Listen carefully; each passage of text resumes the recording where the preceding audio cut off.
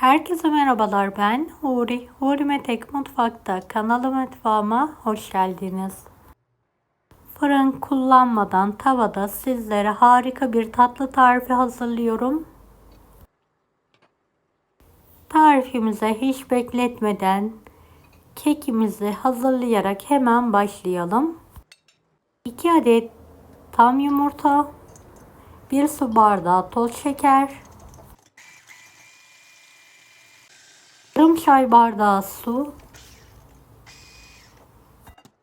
1,5 su bardağı un, 1 paket kabartma tozu, 1 paket vanilya. Tüm malzemeyi homojen olana kadar karıştıralım.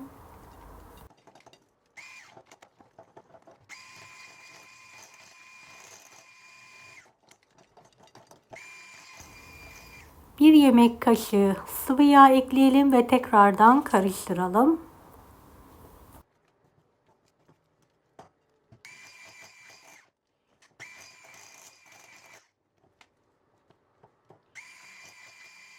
Evet, kıvam bu şekilde koyu olmalı.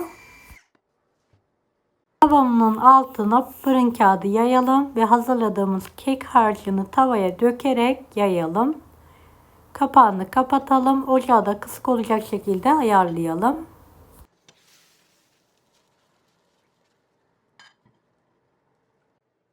Evet, kenarlarını dikkatli bir şekilde spatula ile kaldıralım. Bir fırın kağıdı ve pasta tabağı yardımıyla ters çevirelim.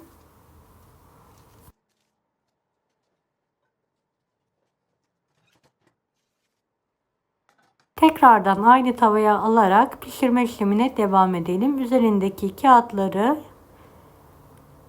elinizle çıkartabilirsiniz. Evet, tekrardan ters çeviriyorum. Fırın kağıdını alarak tekrardan aynı tavaya alıyorum. Biraz daha pişiriyorum.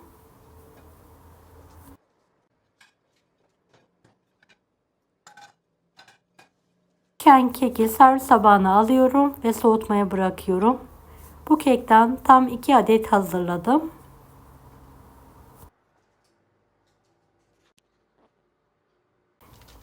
Bir poşet toz krem şanti, 1 su bardağı soğuk süt, karıştıralım.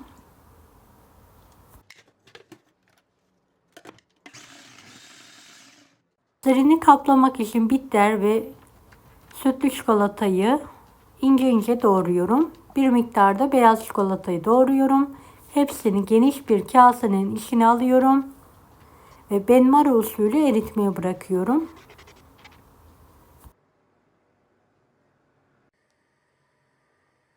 Çikolatayı karıştırarak eritmeyi hızlandırabilirsiniz. Evet, kekimizi rondodan un haline gelene kadar çekelim.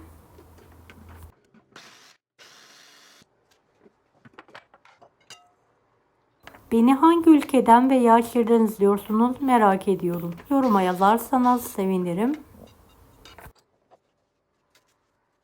Tüm kekleri geniş bir kasenin içine aldım. 1 adet muzu da rondoda çektikten sonra üzerine ekliyorum.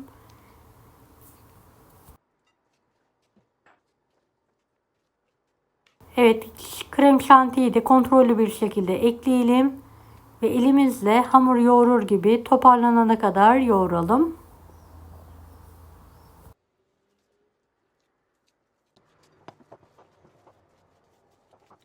Evet, kıvamı çok güzel oldu.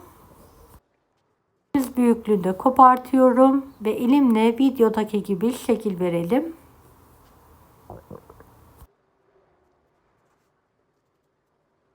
Kalanları da minik top halinde şekil veriyorum. Evet, bir miktarını da silindir haline getiriyorum. Fındık kırığıyla her tarafını buluyorum.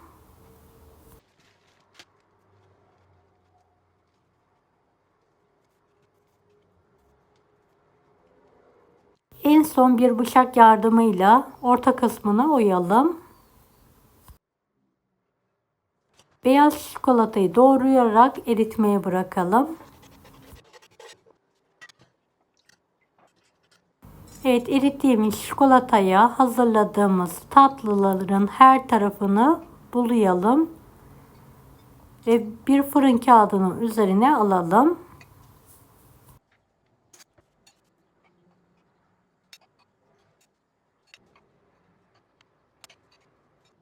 Tam orta kısmına erittiğimiz beyaz çikolatayı gezdirelim.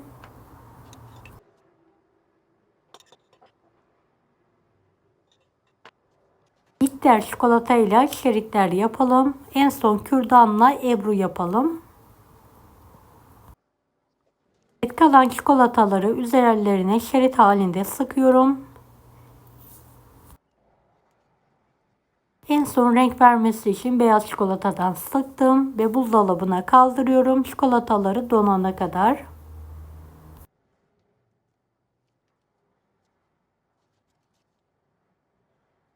Evet, hepsini aynı şekilde hazırlamaya devam ediyorum.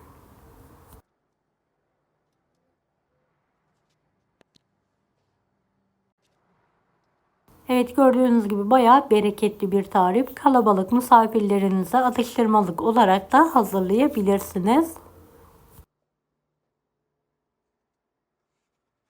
Evet, çikolataları dondu. Gördüğünüz gibi servis tabağına alarak ikrama hazırlıyorum.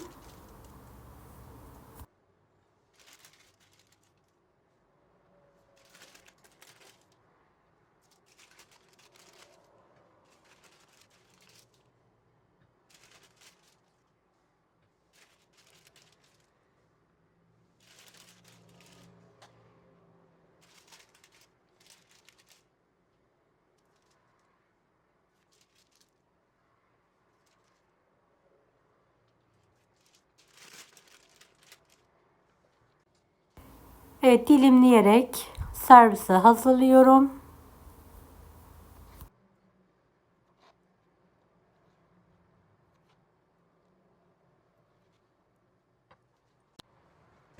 Gerçekten çok lezzetli oldu. Hem pratik hem de ekonomik, fırınsız olarak hazırlayabilirsiniz.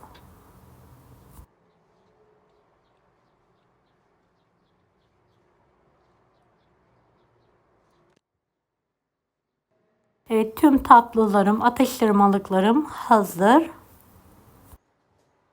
Deneyecek olan herkese şimdiden kolaylıklar dilerim. Kanalıma ücretsiz abone olmayı unutmayın. Bir dahaki videolarda görüşmek üzere. Allah'a emanet olun. Hoşça kalın.